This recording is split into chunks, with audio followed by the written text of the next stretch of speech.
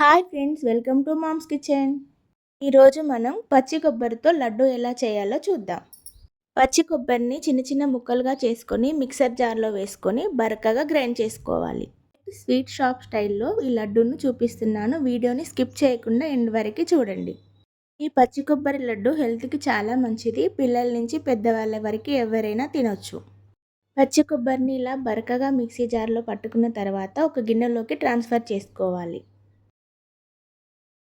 Stove on చేసుకొని pan పెట్టుకొని pan heat అయిన తర్వాత 3 టేబుల్ స్పూన్ల నెయ్యి వేసుకోవాలి.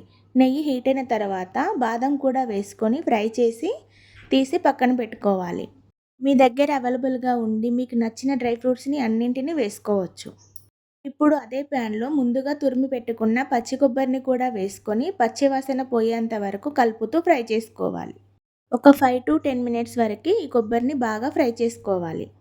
ఇప్పుడు పాకం ప్రిపేర్ చేసుకుందాం. దీనికోసం ఒక కప్పు బెల్లాన్ని తీసుకున్నాను. ఒక గిన్నె పెట్టుకొని ఈ బెల్లాన్ని అందులో వేసుకొని కొద్దిగా వాటర్ యాడ్ చేసుకొని బెల్లాన్ని అంతా మెల్ట్ చేసుకోవాలి. బెల్లంలో ఐరన్ శాతం ఎక్కువగా ఉంటుంది కాబట్టి నేను బెల్లాన్ని యూజ్ చేస్తున్నాను.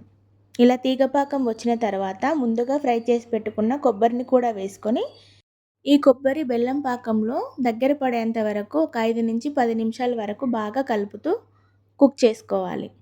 ఈ మిశ్రమం దగ్గర పడి కమ్మని నెయ్యి వాసన వచ్చిన తర్వాత ముందుగా వేయించి పెట్టుకున్న డ్రై ఫ్రూట్స్, కొద్దిగా ఇలాచీ పౌడర్ కూడా వేసుకొని ఒకసారి కలుపుకొని స్టవ్ ఆఫ్ చేసుకోవడమే.